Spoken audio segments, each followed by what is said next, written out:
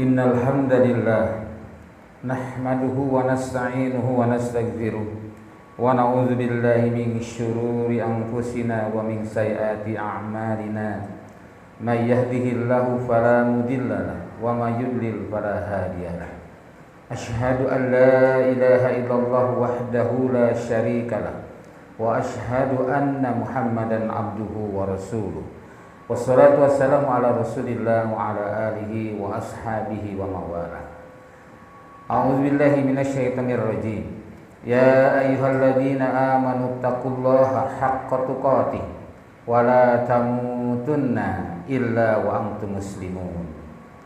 Ya ayyuhalladzina amanu taqullaha wa qulu qawlan sadida yuslih lakum a'malakum wa yaghfir lakum dzunubakum. Wa may yuti'illaha wa rasulahu faqad faza fawzan 'azima. Amma ba'd. Inna ahsanal hadis kitabullah wa ahsanal hadi hadi Muhammad sallallahu alaihi wasallam wa syarrul umuri muhdatsatuha. Hamba Allah jamaah Jumat yang dimuliakan Allah Subhanahu wa taala. Alhamdulillah hingga hari ini Allah masih memberikan berbagai curahan nikmat kepada kita yang apabila kita menghidupnya niscaya tidak akan mampu. Sebagaimana disebutkan di Al-Qur'an, wa in ta'udu nikmatallah la tuhsuha. Jika kamu akan menghitung nikmat Allah, niscaya tidak akan bisa menghitungnya. Betapa banyak kenikmatan yang Allah berikan kepada kita. Namun sayang di antara kita sebagian besar manusia qalilan ma tashkurun, sedikit sekali orang yang syukur dan sebagian besarlah kufur atas nikmat Allah. Maka sebagai wujud syukur atas nikmat Allah itu hendaknya kita menjaga ketakwaan dengan sebenar-benarnya takwa. Sebagaimana yang sering diulang-ulang di dalam khutbah, Abdullah bin Mas'ud memberikan makna kalimat ittaqullaha haqqa tuqatih, bertakwa dengan sebenarnya takwa. Yang pertama adalah taat, tidak maksiat.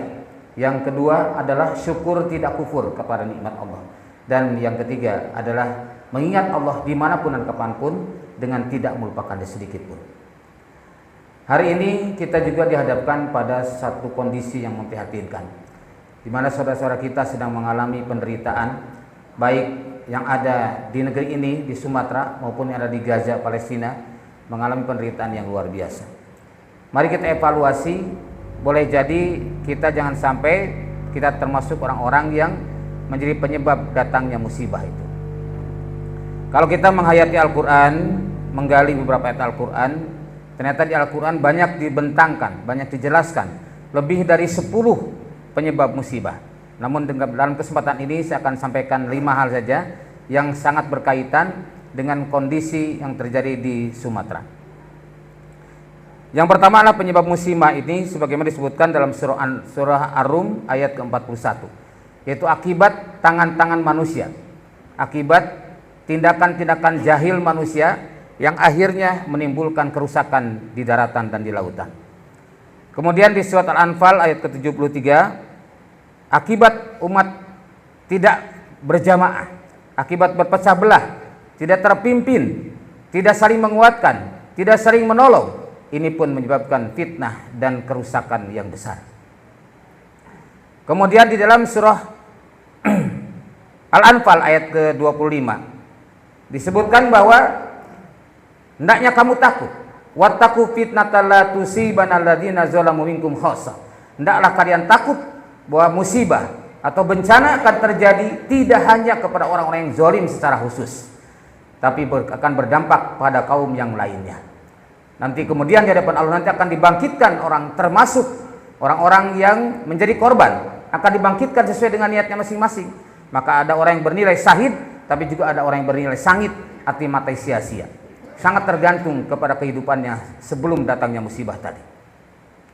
Demikian pula di dalam surah 17, surah Al-Isra ayat ke-16, bahwa datangnya musibah adalah akibat kefasikan, akibat kezaliman para pembesar, para tokoh masyarakat atau para pejabat, dan ini mereka mengeruk keuntungan tetapi membahayakan bagi pihak yang lain. Inilah yang disebutkan dalam Al-Quran di surah 17 ayat ke-16. Banyak sekali disebutkan dalam Al-Quran yang menjadikan penyebab datangnya musibah, termasuk dalam surah An-Nur ayat ke-63 Allah berfirman, "Falyahdharil ladina yukhalifuna an amrihi ang tusibahum fitnah aw yusibahum azabun alim." hendaklah manusia takut dengan menyalahi ketetapan Allah, ketetapan Rasul, maka akan ditimpakan fitnah dan siksa yang pedih. Maka mari, apabila kita selama ini seringkali menyalahi Allah dan Rasul, boleh jadi kita menjadi salah satu penyebab datangnya musibah. Maka bertobatlah kepada Allah dan segera islah kepada kebenaran. Maka dengan itu, lalu bagaimana bentuk musibah yang akan diberikan oleh Allah? Salah satunya di antara disebutkan dalam surah Al-Ankabut ayat ke-40, bahwasanya dulu kaum Ad ditimpakan dengan hujan kerikil, ya, hujan batu dan kerikil itu kepada kaum Ad di zaman Nabi Hud.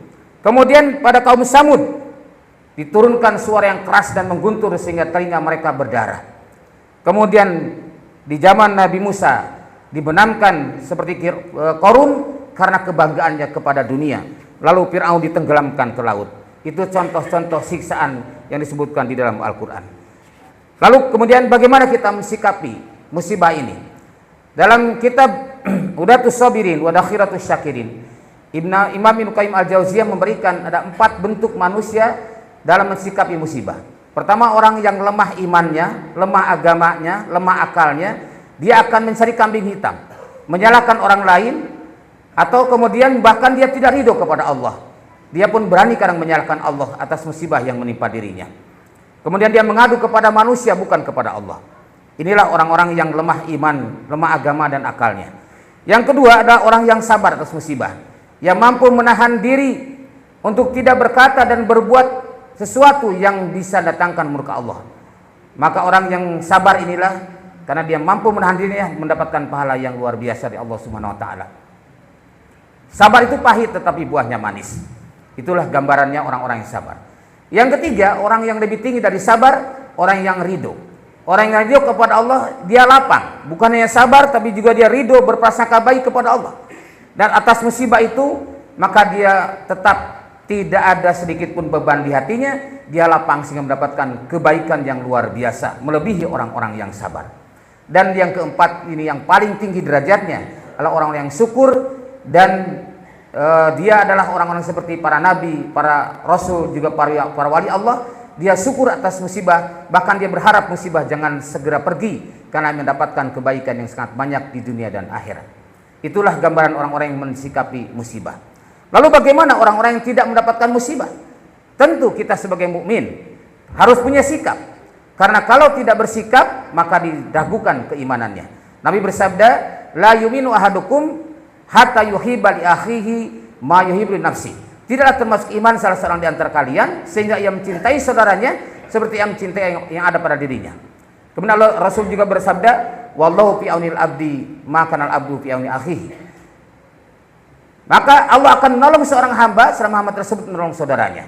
Jadi mari kita tanyakan pada diri kita, sudahkah kita punya sikap untuk membantu, baik dengan doa, dengan dana, atau apa saja yang kita miliki, atau sama sekali tidak punya kepedulian? Kalau tidak punya kepedulian kepada urusan Islam dan Muslimin, maka bersiap-siaplah. Sebagaimana sabda Rasulullah SAW, mamata lam yaghzu walam yuhadis bihi nafsahu matala su'batin min nifaq. Barang siapa yang tidak pernah berjuang di jalan Allah, tidak pernah peduli dengan urusan Islam dan kaum muslimin, tidak pernah berjihad di jalan Allah, maka dia akan mati atau tidak punya keinginan sama sekali, nggak ada terlintas di hati sedikit pun untuk menolong kaum muslimin, maka dia akan mati dalam keadaan cabang dari kemunafikan. Nauzubillah min dzalik. Oleh karena itulah, hamba Allah jamaah Jumat yang muliakan, mari kita evaluasi diri kita, sudah sejauh mana kita punya kepedulian. Kita lihat saudara kita di Gaza, walaupun dalam keadaan krisis kemanusiaan, masih mengirimkan dananya, padahal dalam kondisi yang sangat sulit. Ada yang mengirimkan 33,6 juta, yang di Gaza ada yang mengirimkan sampai 16 juta. Masya Allah, untuk kepentingan saudara kita di Sumatera. Dan mereka menyampaikan permohonan maaf karena sangat sedikitnya, tetapi itu menunjukkan nilai persaudaraan yang luar biasa, nilai kepedulian. Mari kita tanya pada diri kita, mudah-mudahan kita termasuk orang-orang yang punya peduli. Barakallahu li wa lakum wa nafa'ni bima fihi min ayati wa dzikril hakim. Aqulu qali astaghfirullah li wa lakum.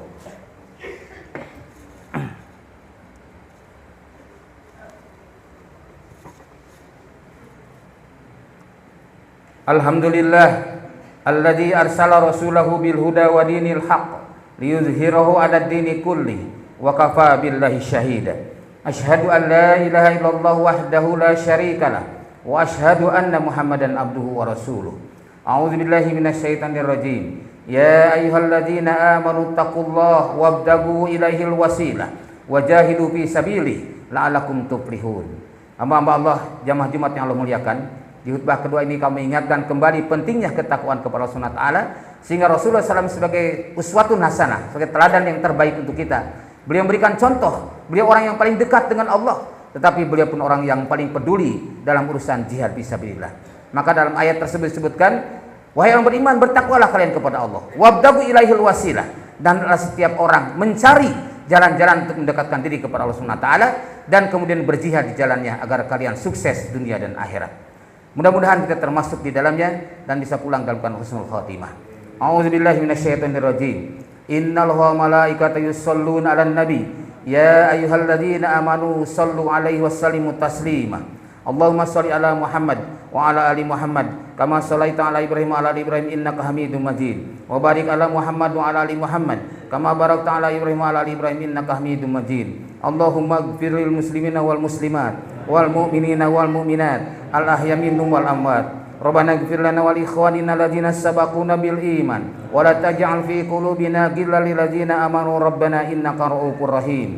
Rabbana la tu'akhidna in nasina aw akhtana. Rabbana wa la tahmil 'alaina isran kama hamaltahu 'alal ladziina min qablina. Rabbana wa la tuhammilna ma la taqata lana bih wa'fu 'anna waghfir lana warhamna anta maulana fansurna 'alal qaumil kafirin. Allahumma anjil muslimin, Allahumma anjil mu'minin fi biladi Filistin khassah wa fi anha'i buldani mu'minin 'ammah. Allahumma al-ansuhini Israil wa syurakaihim. Allahumma shdud wa tatak 'alal kufari ladina yuharrimuna al-islam wal muslimin. Allahumma syatit samlahum wa barik jamahum wa zik hizbahum wa khtalif baina qulubihim. Rabbana la tu'akhidna, Rabbana la tuzigh qulubana ba'da idh hadaitana wa hab lana min ladunka rahmah innaka antal wahhab. Rabbana zalamna anfusana wa illam taghfir lana wa tarhamna lanakunanna minal khasirin. Rabbana hab lana min azwajina wa dhurriyyatina qurrata a'yun waj'alna lil muttaqina imama. Rabbana taqabbal minna innaka sami'ud du'a wa tub 'alaina innaka antat tawwabur rahim. Allahumma ahjurhum bi musibatihim wa akhlif lahum khairum minha. Rabbana atina fid dunya hasanah wa fil akhirati hasanah wa qina adzabannar wa adkhilnal jannata ma'al abrar ya aziz ya ghaffar ya dzal jalali wal ikram. Wa sallallahu ala nabiyyina Muhammadin wa ala alihi washabihi ajmain walhamdulillahi rabbil alamin. Bismillah.